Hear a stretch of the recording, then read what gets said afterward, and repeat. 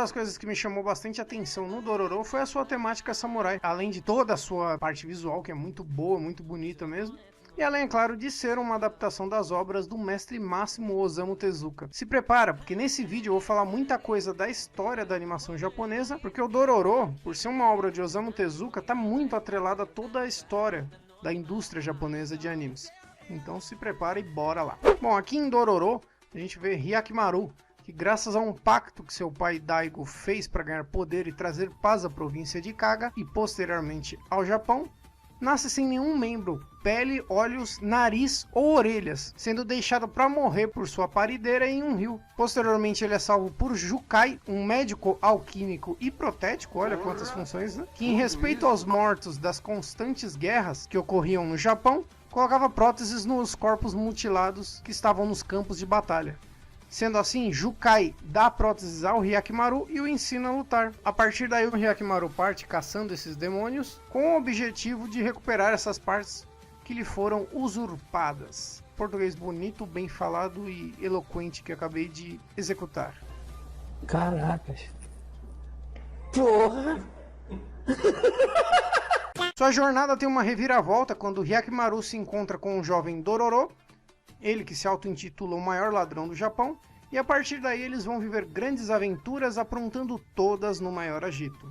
Que demais! Bom, gente, então é isso. O Dororo ele entra na lista daquelas obras bem antigas e muito sensacionais que estão ganhando readaptações igualmente espetaculares, tipo o Devilman, que aliás o Devilman Crybaby tem vídeo aqui no canal, uma das melhores, se não a melhor análise que eu já fiz até hoje aqui no canal. Então dá uma conferida lá.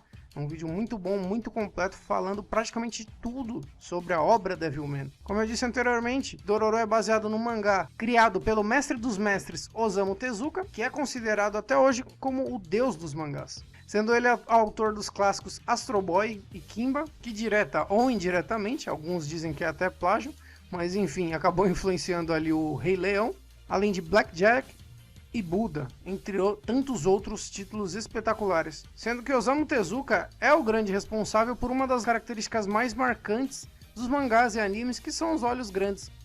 Ele foi inspirado ali por Betty Boop e talvez até ele teve grande influência pelo filme Bambi também, sendo que o Tezuka ele achou essa característica de olhos grandes dos personagens muito marcante, trazia uma expressividade muito boa e interessante para os personagens e acabou implementando isso em suas obras, o que posteriormente influenciou outros autores que seguiam essa tendência que ele criou ali, né? E não apenas por isso, mas o Tezuka ele abordava diversos temas em suas obras que eram coisas bem à frente do tempo dele mesmo. Além, é claro, dele ter sido um dos responsáveis por consolidar os mangás como um mercado e os animes também como um mercado. Enfim, são muitas coisas para falar do mestre e definitivamente o Osamu Tezuka merecia um vídeo só para ele aqui no canal.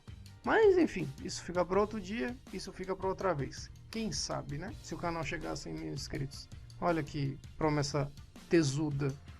Tesuda de Tezuka. Eu vou chamar essa promessa da promessa tesuda de Tezuka. Você é joelho, hein, cavelhão? O Dororo teve seu mangá lançado ali em 1967 e posteriormente ganhou uma adaptação em anime no ano de 1969 pelo estúdio Mushi Productions.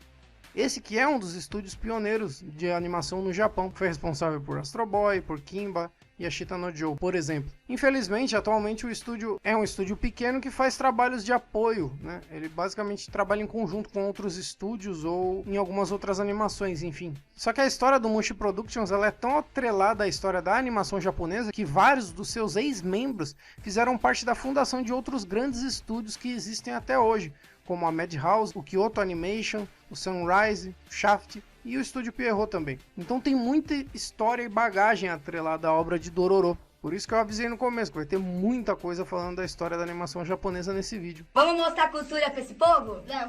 Voltando ao anime de 1969, vale ressaltar que para os padrões da época, era uma animação muito bem produzida e que trazia temas, de certo modo, adultos e atuais. Isso até para hoje, mostrando como é a vida na miséria, na violência e na desigualdade. Além do que, mesmo se você assistir hoje, ainda assim é uma boa animação que diverte e tem a sua essência de tudo que tem no mangá E o interessante é que isso foi transpassado inclusive para essa obra atual, essa obra que eu tô fazendo review, lançada agora em 2019. Vale ressaltar a música de abertura, Dororo no Uta, que traz bem aquela pegada de animações e desenhos daquela época mesmo, inclusive colocando bastante da ambientação samurai, tanto no ritmo quanto na letra da música, né? Mais uma curiosidade sobre o Dororo é que Toshiko Fujita, a cantora dessa abertura, é a dubladora, entre outros inúmeros trabalhos, que deu a voz ao Tai, do Digimon. Infelizmente ela veio a falecer no final do ano passado, mas aí deixou esse grande legado de trabalhos na história da animação. Então, mais uma vez, mais um exemplo aí de como Dororo está muito atrelado à história da animação japonesa, não só por ser uma obra do Osamu Tezuka, mas enfim, por ter feito parte realmente da trajetória do que são os animes até hoje em dia. E ainda sobre o anime de 69, vale ressaltar que esse remake ele foi feito quase que totalmente fiel à obra original.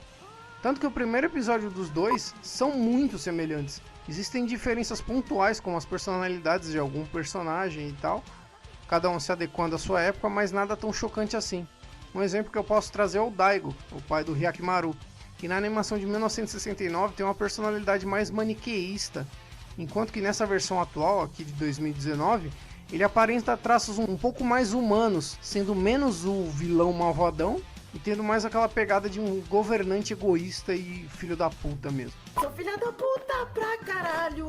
Sobre as outras adaptações externas que existiram de Dororo, vale dar uma pincelada rápida no game de PlayStation 2, Blood Will Tell, lançado pela SEGA em 2004, seguindo aquela linha de hack and slash da putaria, Peak Devil May Cry e God of War. Pra época tava bem bacana, é bem legal mesmo o jogo. E a gente também tem o live action de 2007. E cara, apesar de fazer umas mudanças significativas na história, ter uns efeitos de CGI bem mais ou menos, quando aplicados nos demônios e tudo mais, só que a gente precisa lembrar que é um filme de 2007, ele é bem bacana e também vale dar uma conferida, né? Agrega bastante pra obra. Bom, depois de tudo isso que eu falei, do quanto Dororo tá atrelado à história dos animes, vamos então a essa adaptação agora. Ela que foi lançada ali no dia 7 de janeiro de 2019, produzida pelo estúdio Mapa com colaboração da Tezuka Productions, sendo que obviamente a Tezuka Productions foi um dos estúdios criados por Osamu Tezuka, obviamente, sendo que o Tezuka Productions é muito mais ativo que o Mushi Productions. Tezuka Productions já encabeçou algumas obras mais recentes, como Dagashi Kashi, né, a segunda temporada, Young Blackjack, e além de Astro Boys e das adaptações de Kimba de 1989 e de 2009 também. Eu vou comer teu cu! Teu cu não!